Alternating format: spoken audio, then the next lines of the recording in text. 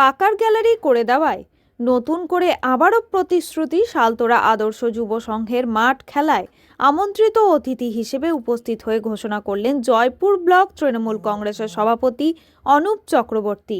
শুক্রবার বিকালে বাঁকুড়া জেলার জয়পুর ব্লকের উত্তরবার অঞ্চলের শালতোরা আদর্শ যুব সংঘের মাঠে ফুটবল খেলায় আগত হাজারো দর্শকের উপস্থিতিতে খেলা উপভোগ করতে দেখা যায় ব্লক সভাপতিকে।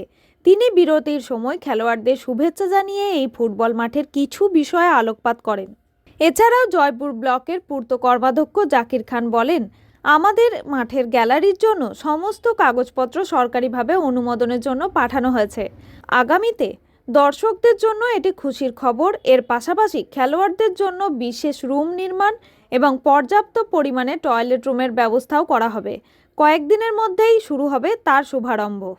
ক্লাবের পক্ষ থেকে জয়নুর মণ্ডল ও সভাপতি এনামুল খাঁ এই বিষয়ে বলেন যে, আমরা ক্লাব কর্তৃপক্ষ খুবই গর্বিত। এই কাজ শুরু হলে এলাকার ক্রীড়াপ্রেমীদের জন্য এবং খেলোয়াড়দের জন্য খুব উপকারী হয়ে উঠবে। আগামীতে আমরা আরও ভালো মানের খেলোয়াড় তৈরি করতে পারবো এবং বিদেশি খেলোয়াড়দের উপস্থিত করাতে পারবো। দর্শকদের অনেকেই বলেন এই গ্যালারি হলে খুবই ভালো হবে।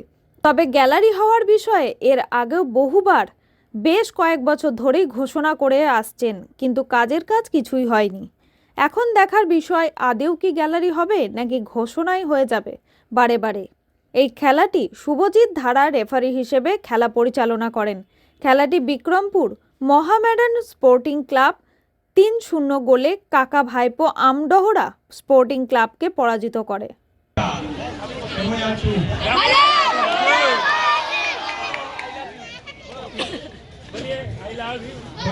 I love you.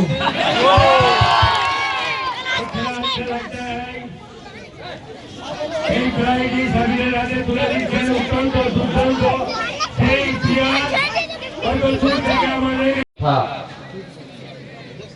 Jaipur panchayat সমিতির পূর্ত কর্মাধ্যক্ষ জাকির আলী খাঁ মহাশয় সহ শালতোরা আদর্শ যুব সংঘ ক্লাব এবং তার সমস্ত সদস্য এবং কর্মকর্তাদের অভিনন্দন এবং ধন্যবাদ জানাই।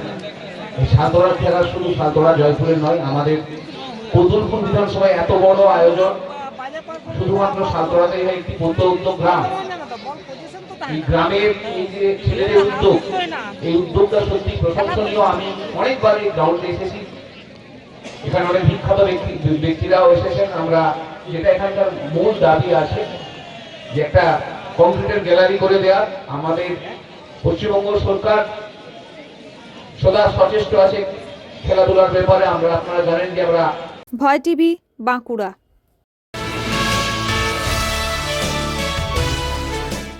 কলেজের পড়ুয়াদের নিয়ে অনুষ্ঠান সঞ্চালনার প্রশিক্ষণ খয়রাশোল মহাবিদ্যালয়ে।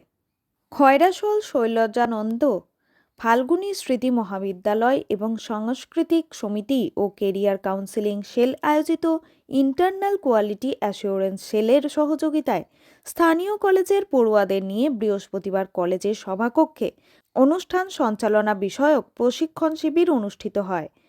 যে কোনো ধরনের অনুষ্ঠান পরিচালনা, ঘোষক বা সঞ্চালক, মাইক্রোফোনের ব্যবহার, ভয়েস ওভার, কণ্ঠস্বরের সমস্যা, উচ্চারণের সমস্যা সহ বিভিন্ন বিষয়গুলোর ওপর প্রয়োগ সম্পর্কে প্রশিক্ষণ দেওয়া হয়। ভালো সঞ্চালনা তথা ভালো ঘোষক হওয়ার ক্ষেত্রে যে সমস্ত দিকগুলো ফুটিয়ে তোলা দরকার সেগুলোর উত্তর আলোচনা। অনুষ্ঠান সঞ্চালনার ক্ষেত্রে বর্তমানে সঞ্চালকের ভালোই চাহিদা রয়েছে বাজারে। ঠিকঠাকভাবে স্টেজে পারফর্ম তথা সঞ্চালনা করতে পারলেই একটা রোজগারের পথ সুগম হয়ে যায়। তাই এই প্রশিক্ষণ গ্রহণ করে ছাত্রছাত্রীরা যাতে ভবিষ্যতে এই পেশায় স্বাবলম্বী হতে পারে সেই সমস্ত কথা মাথায় রেখেই এরূপ শিবিরের আয়োজন বলে কলেজ সূত্রে জানা যায়।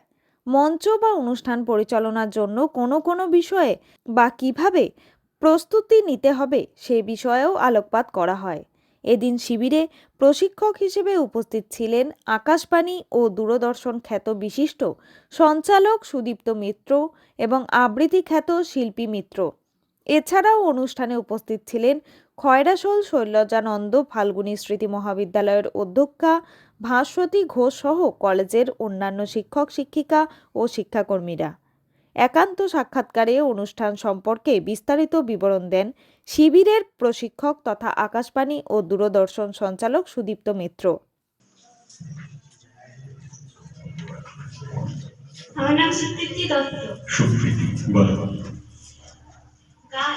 হ্যাঁ, একটু শুনি তোর রবীন্দ্রনাথের গান, কোনো একটা, যেটা দিয়ে অনুষ্ঠান শুরু করতে থাকি।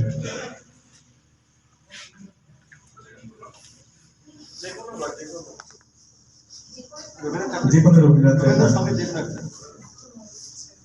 মম চিত্তে কে যেন আছে তাতে তৈরি। না, মথুরাপুরীর প্রাচীরের তলে একদা ছিলেন সুপ্ত। নগরীর দ্বীপ নিভেছে পবনে, দুয়ার রুদ্ধ পৌর ভবনে। নিশীথের তারা শ্রাবণ গগনে, ঘন মেঘে অবলুপ্ত। কাহার নূপুর সিঞ্চিত পদ সহসা বাজিল বক্ষে। সন্ন্যাসী বর চমকে জাগিল, স্বপ্ন জরিমা পলকে থাকিল। আজকে একটা খুব অসাধারণ কাজ করছেন এই কলেজ, এবং আমার যেটা মনে হয়েছে যে এইরকম একটা প্রশিক্ষণ শিবির এইরকম একটা জায়গায় হলে সেখান থেকে যদি কয়েকজনও উপকৃত হন, কয়েকজনও যদি একটা জায়গায় গিয়ে এই কাজটা করতে পারেন, আমি একেবারে শুরুতেই যেটা বলেছিলাম যে এই কাজটা যদি সিরিয়াসলি করা যায় তাহলে একটা চাকরির থেকে কোনো অংশে কম নয় এবং তার থেকে অনেকটা ভালো। এবং অনেক রকমের কাজ করার জায়গা আছে, যেমনভাবে বিজ্ঞাপন জগতের কাজ করা যায়, যেমনভাবে বিভিন্ন রকম কার্টুনের, আমরা যেমন কার্টুনের ভয়েস ওভার করি তার কাজ করা যায়, আমরা যেমন আকাশবাণীতে কাজ করি কাজ করা যায়, এবং প্রত্যেকটা জায়গাতেই কিন্তু একটা নির্দিষ্ট টাকাও পাওয়া যায়। মানে যেহেতু এটা একটা আমরা আজকে বর্তমান সময়ে দাঁড়িয়ে কোনো একটা কাজের জন্য। শেখ রিয়াজউদ্দিনের রিপোর্ট, ভয় টিভি, বীরভূম।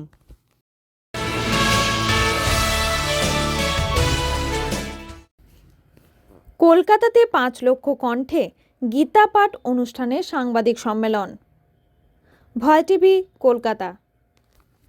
রাস্তাতে আছেন ভারত সেবাশ্রম সংঘের স্বামী প্রদীপ্তানন্দজি মহারাজ, যিনি আমাদের সনাতন সংস্কৃতি সংসদের সভাপতি এবং এই অনুষ্ঠানের সভাপতি। আমরা অনুষ্ঠান সূচি আজকে ঘোষণা করব এবং তার সঙ্গে সঙ্গে এই 5 লক্ষ ভক্ত যারা গীতা পাঠ করতে আসবেন বাংলা তথা বাংলার বাইরে বিভিন্ন জায়গা থেকে, তাদের বিষয়েও কি ব্যবস্থা আদি গ্রহণ করা হয়েছে তার জানকারি আপনাদের মাধ্যমে আমরা দেব। আমি প্রথমে বাংলা ভাষায় বলবো, তারপরে যদি প্রয়োজন হয় তাহলে হিন্দি ভাষাতে আমি বলতে পারবো, আমাকে আপনারা বললে আমি বলবো। আগামী রবিবার মূল অনুষ্ঠান পর্ব যেরকম সাজানো হয়েছে, সকাল 8টায় বেদ পাঠ হবে। এই বেদ পাঠ ডক্টর রবীন্দ্রনাথ ভট্টাচার্য তিনি বেদ পাঠ করবেন, যিনি কলকাতা মহাবিশ্ববিদ্যালয়ের ডিন ছিলেন।